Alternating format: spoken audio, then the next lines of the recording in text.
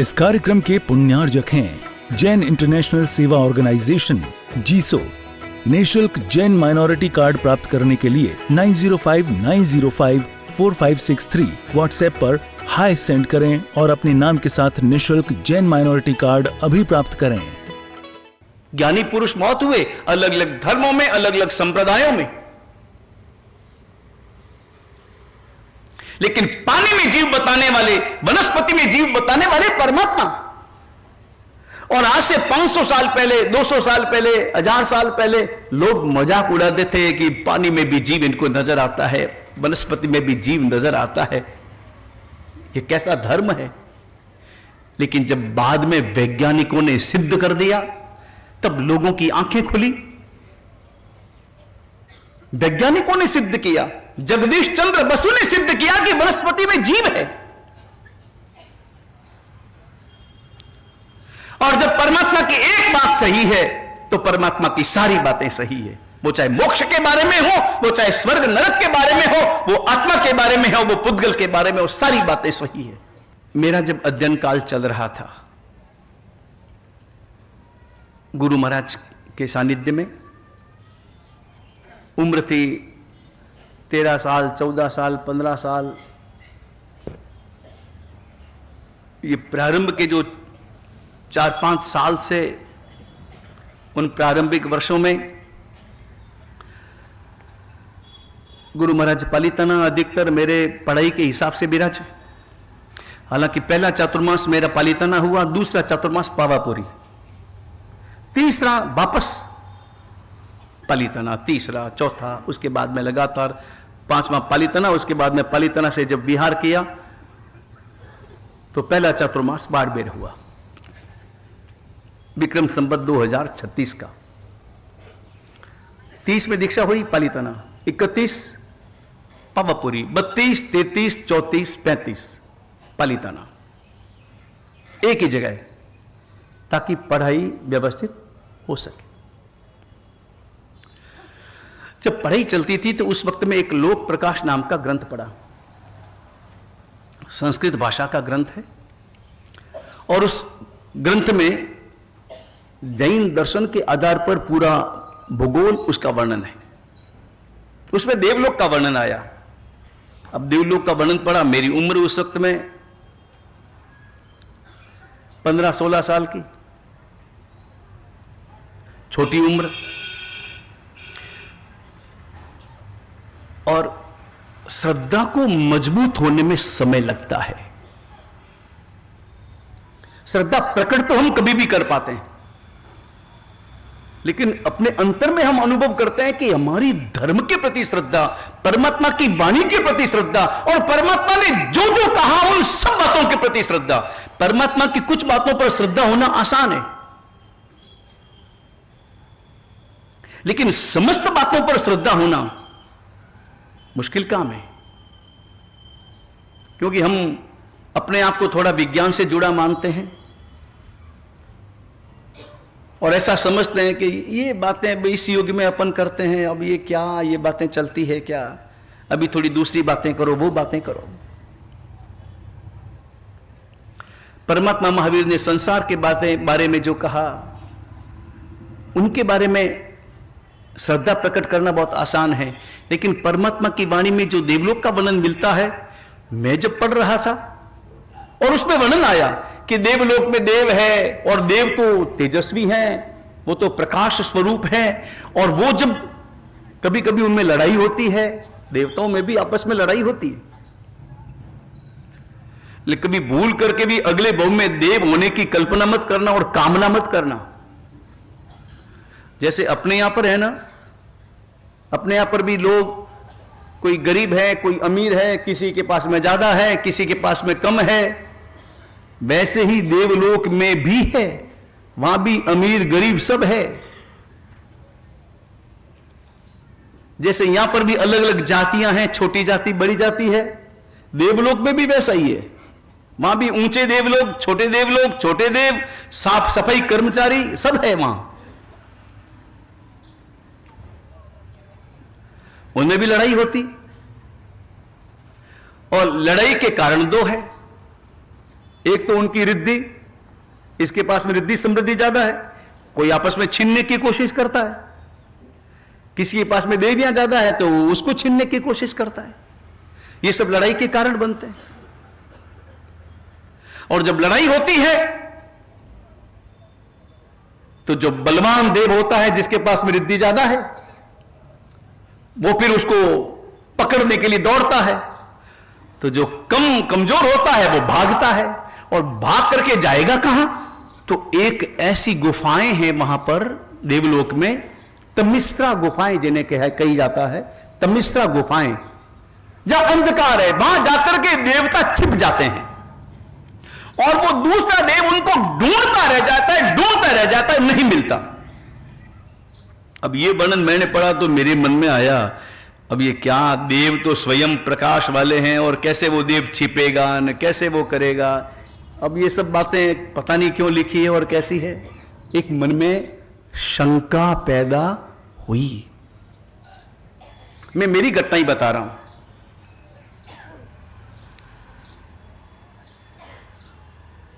शंका थी मन में, गुरु महाराज से प्रश्न किया, गुरु महाराज से निवेदन किया कि भगवान ये सब मैंने पढ़ा है। गुरु महाराज ने कहा, देखो परमात्मा की वाणी सत्य का स्वरूप है, तमेव सत्यम निशंकम जम जिने ही पवेयम, संपूर्ण सत्य है, शंका मत करो। अगर तुम्हें समझ में नहीं आती है तो ये मत मानो कि वो गलत है, ये मानो कि मेरी बुद्धि कमजोर है, मैं नहीं समझ पाता हूं। और हर बात क्या हम समझ पाते हैं? आप मोबाइल का प्रयोग करते हैं, मोबाइल कैसे चलता है आपको पता है? ये तरंगों में मोबाइल, इतने सारे दुनिया भर के यहां पर मोबाइल होंगे, लेकिन जो नंबर से वहां पर डायल करते हैं उसी नंबर पर क्यों घंटी बजती है, दूसरे पे क्यों नहीं बजती? ऐसा क्यों होता है? आपको जान मालूम है? ये बिजली कैसे बनी, बिजली कैसे चलती है? हम थोड़ी जानते, मगर फिर भी प्रयोग में तो लेते ही है ना। हर बात हम नहीं जान पाते, हमारी बुद्धि की सीमा है। गुरु महाराज ने कहा, अगर तुम्हें समझ में नहीं आता तो ये समझो कि तुम्हारी बुद्धि कमजोर है। परमात्मा की वाणी परम सत्य है। कहती गुरु भगवंत, लेकिन मन की शंका दूर हुई। लेकिन 2-1 सालों के बाद में एक वैज्ञानिक पत्रिका पढ़ी। पुरानी बात, आजकल तो सबको मालूम होगा। वो वैज्ञानिक पत्रिका जिसका नाम था स्कोप नाम की पत्रिका छपती थी, जिसमें वैज्ञानिक संशोधन छपते थे। और विज्ञान के प्रति एक रस होने के कारण से वो किताब पढ़ी। उसमें पहली बार ब्लैक होल्स के बारे में छपा था, एक आर्टिकल था, बड़े वैज्ञानिक का एक संशोधनात्मक आर्टिकल था। ब्लैक होल्स, अगर आपने नाम सुना हो कभी, जिनको थोड़ा साइंस में रस है उन्होंने सुना होगा कि इस दुनिया में, इस ब्रह्मांड में बहुत सारे ब्लैक होल्स हैं। ब्लैक होल्स का मतलब एकदम गहरी अंधकार से भरी गुफाएं हैं जो नजर नहीं आती। और वो ब्लैक होल्स ऐसे हैं जहां पर गुरुत्वाकर्षण शक्ति समाप्त हो जाती है, गुरुत्वाकर्षण शक्ति नहीं रहती। अभी साइंस का जिनको अनुभव है उन्हें पता है कि हम सब यहां खड़े हैं, उड़ क्यों नहीं पा रहे हैं। ये सब गुरुत्वाकर्षण शक्ति के कारण से। जमीन का अपना गुरुत्वाकर्षण शक्ति है धरती की, वो हमें खींचती है। कोई भी पदार्थ ऊपर फेंको नीचे आएगा, गुरुत्वाकर्षण शक्ति के कारण से। लेकिन वो ब्लैक होल्स ऐसे हैं जो हैं इस ब्रह्मांड में, इसी दुनिया में, आकाश में, लेकिन गुरुत्वाकर्षण शक्ति उनकी समाप्त हो जाती है। और उसमें कोई भी द्रव्य जाता है वो खत्म हो जाता है, बाहर नहीं आता।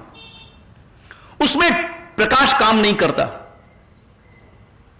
प्रकाश का क्या नियम है? या हम जैसे अपनी आंखों से प्रकाश जब करते हैं तो प्रकाश आगे जाता है और हमें नजर आता है, जैसे मैं आपको देख रहा हूं, आप मुझे देख पा रहे हैं। क्यों देख पा रहे हैं?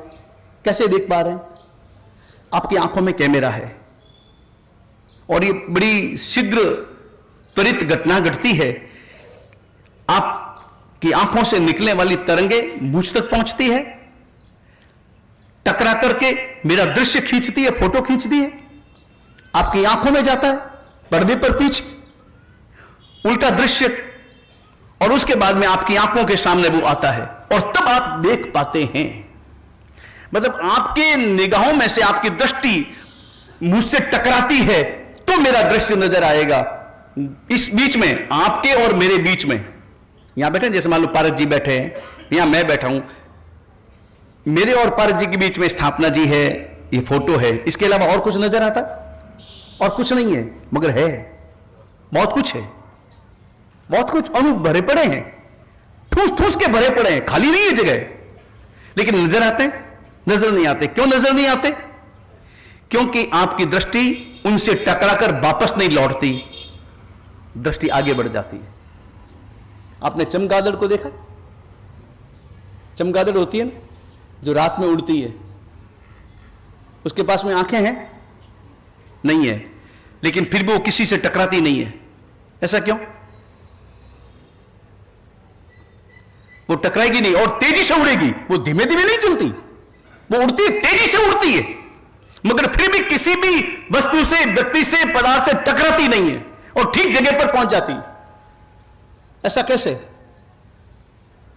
उसके पीछे उसका विज्ञान है, एक शक्ति है उसके पास में। प्रकृति ने हर जीव को कुछ न कुछ, कोई न कोई शक्ति दी है और हर जीव को कोई न कोई कमजोरी भी दी है। उसके पास में शक्ति है।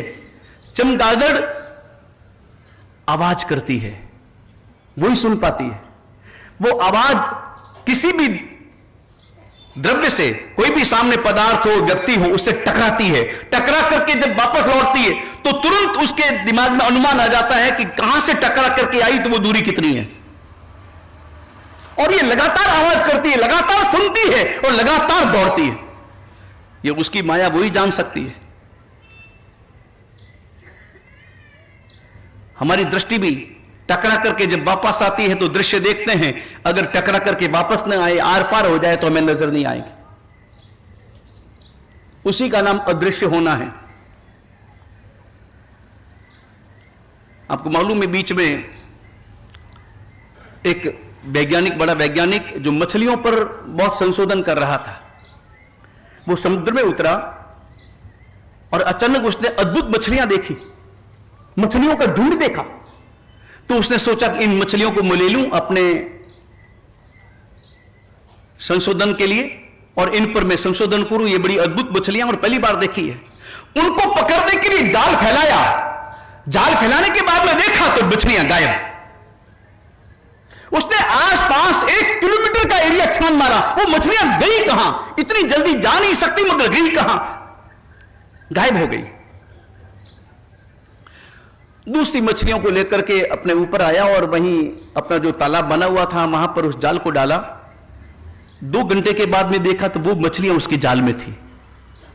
बोले वहां गायब हो गई और जाल में कब आ गई? फिर बाद में जब संशोधन किया तो पता चला उन मछलियों को नाम दिया उसने ट्रेटा मछली। ट्रेटा वो मछली ऐसी है कि खतरा जब महसूस होता है तो अपने शरीर से कुछ रसायन छोड़ती है और रसायन पूरे शरीर पर जाता है और रसायन ऐसा होता है कि जो उसे अदृश्य बना लेता है। नजर नहीं आती मछलियां कि जब दृष्टि टकराएगी तो दृष्टि आर पार हो जाएगी, वापस नहीं आएगी। वो ब्लैक होल्स ऐसे हैं, वो प्रकाश हमेशा अंधकार को खाता है, लेकिन ब्लैक होल्स का अंधकार ऐसा है जो प्रकाश को ही खा जाता है। वो जब मैंने ब्लैक होल्स के बारे में पढ़ा तो मेरे मन में आया, परमात्मा महावीर कितने बड़े वैज्ञानिक, क्या उनका केवल ज्ञान, उन्होंने पहले ही वर्णन कर दिया। तमिश्रा गुफाएं इस दुनिया में है, यानी अंधकार से भरी गुफाएं हैं। शंका को समाधान मिलना बहुत जरूरी है। हमारे हृदय में शंका हो सकती है, कभी साधु साध्वी भगवंतों के प्रति, कभी आचरण के बारे में कभी शंकाएं हो सकती है, क्योंकि केवल कानों सुनी बात ही झूठी नहीं होती, आंखों देखी बात भी कभी कभी झूठी होती है। एक जगह एक व्यक्ति ने देखा, आ रहा था उधर से, गुजर रहा था उधर से, उसने देखा कि सामने एक व्यक्ति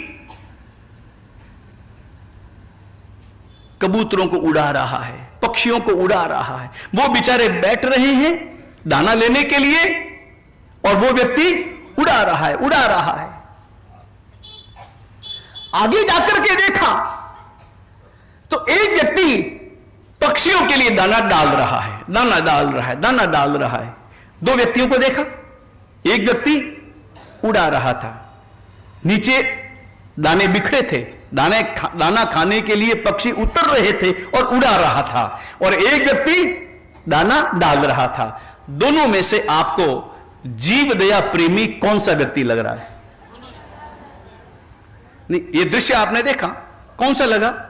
वो जो दाना डाल रहा है वही जीव दया वाला आदमी को खिला रहा है। मन में आया ये व्यक्ति कितना अच्छा है जो दाना डाल रहा है, और ये व्यक्ति कैसा है, खुद तो दाना डालता नहीं, कोई दूसरा डाल के गया तो पक्षियों को उड़ा रहा है।